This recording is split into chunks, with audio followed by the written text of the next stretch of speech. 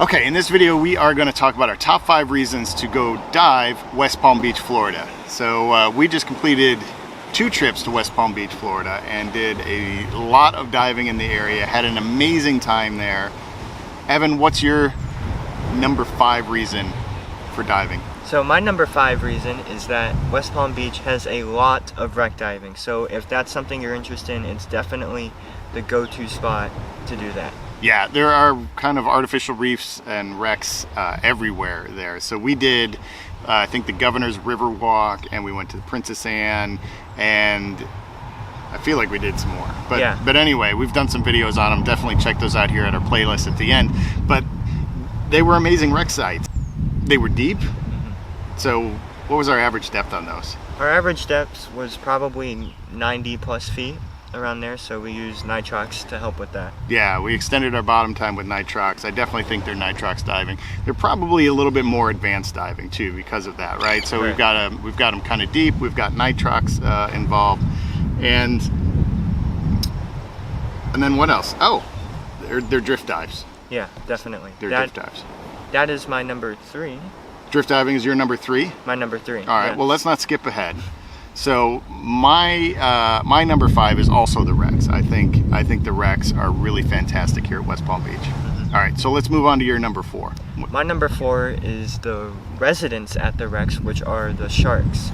There's most commonly the bull sharks, and then there's also some lemon sharks there too, but West Palm Beach definitely has a lot of sharks, so if that's something you like to see, that's a good spot to go and see them there. Absolutely. I was super excited about diving West Palm Beach, mainly because of the bull sharks that hang around the wreck sites and that are out there in the water. So I was super excited that we were able to capture several of them kind of on camera and had some great shots, great experiences. So, all right, I'm with you. Sharks, that's your number 4. My number 4. That's awesome. Yeah. So my number 4 is drift diving. Okay. So I really love the drift diving aspect, which all of these dives really were at West Palm Beach, right? So drift diving, basically we're getting in off the stern of the boat. We're doing a negative entry, meaning we don't have any air in our BCs. We're just hitting the water at the surface and then going straight down to the wreck or the dive site as quickly as we can and flowing with the current over to it.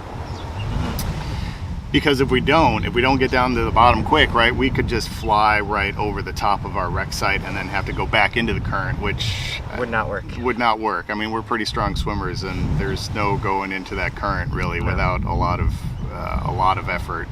Some days I think it can be a little bit easier than others, but some days that current's really ripping. Yeah. Anyway, drift diving.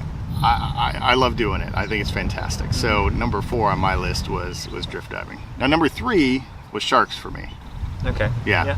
What's your number 3? My number 3 was drift diving, and West Palm Beach is definitely the place to go to do that because every dive site there is basically drift diving, and if you like to do that, it's a good spot to go to do that.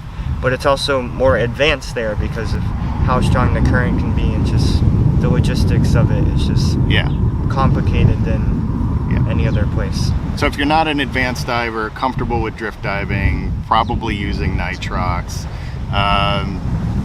hook up with a dive shop that's local, right? And do some advanced training. It's a great opportunity to take advantage of some really cool diving and a really cool spot, and then up your game a little bit with some more advanced training. It's a great spot. So all right, so we got wrecks, we got drift diving, we got sharks. What's your number 2? My number 2 is that the fact that West Palm Beach has a lot of Goliath groupers. Now, some places don't have them anymore, so seeing them there was definitely an excitement for me since I'd never seen them before. And now we only saw 2 in the beginning of the year, but later in the year there's a big grouping of them sometimes. Yeah, that's right. So we went in March and April to dive, the West Palm Beach area. And you're right, we saw a couple, they were a little bit of distance. I think the best shot we got was one kind of behind a school of fish, but it was a little bit off the wreck, and we didn't want to go venture too far off the wreck for fear of not actually getting back on the wreck against the current. So we didn't go too close to it, but we did get some shots. We did get to see them. They were very cool, and I agree. I think there is a Goliath grouper migration season in the area in September. Okay. So maybe that's a good reason to go back. Yeah. All right. We're gonna have to do that. Very cool. Very cool. So number 2 on my list is diving the Blue Heron Bridge. Okay. So I think the Blue Heron Bridge is just a really cool, easy dive site. It's a great training environment, but there's also so much little things there, right? So there was we didn't see some of this stuff, but there was frogfish there, there's seahorse there. We personally saw some horseshoe crabs on our dive, which was great. Yeah. I love the Atlantic spadefish. There's a school of them that hangs out right under the pier there. And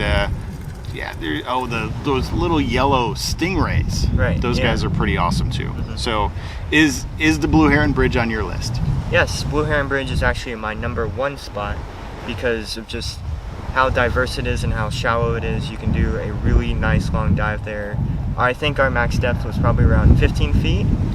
Yeah, it was probably somewhere in there. It's a pretty shallow dive. Our average depth was probably, 12 or 11. It was even probably shallower than that. So we've got a long time, as far as bottom time goes, that we can spend there. We've got to tow a flag for safety. We've done a whole video on dive planning the Blue Heron Bridge here. So again, check out our playlist here at the end on West Palm Beach. What else was cool about the Blue Heron Bridge? I feel like there was something else cool. Though the statues, the snorkel trail, the shark statues. There's these hammerhead shark statues that are out there as artificial reefs. There's some really cool stuff. So it's definitely worth exploring the Blue Heron Bridge. Yeah, for sure. So that was your number 1. Mm-hmm. You want to know my number 1? Yeah. All right. Blackwater diving. Cool. It is super cool. Now I know you passed on this dive, and that's okay. Yeah. Blackwater diving isn't for everyone here. Number 1, it's a night dive, right? Number 2, we're going out there and we're looking for about 700 feet of water or more. And so we're about 5 miles offshore floating around, getting in the water there. The dive operator, we went with Pure Vita divers. They threw in a lighted buoy with a rope that had lights on it down to about 40 feet, and our average depth was about 30 feet. And we just drift with this buoy line along the way, looking and waiting for things to come up from the deep, and then see what we find, right? Now it was super cool. It's not about really the big things, it's about all the little tiny things, all the little jellies, and I found a little seahorse down there on a piece of seagrass or sargassum seaweed floating by. But I thought the Blackwater diving in West Palm Beach was fantastic. Yeah, it sounds like an interesting, different, unique dive to do. All right, so you're gonna have to try it someday. Yeah, someday. All right, when you're ready, when you're comfy, it's all good, but it's really cool. Yeah. All right, cool. Well, guys, make sure to check out our playlist here on Diving West Palm Beach at the end. But thanks for watching, and we will see you next time. Underwater. There you go.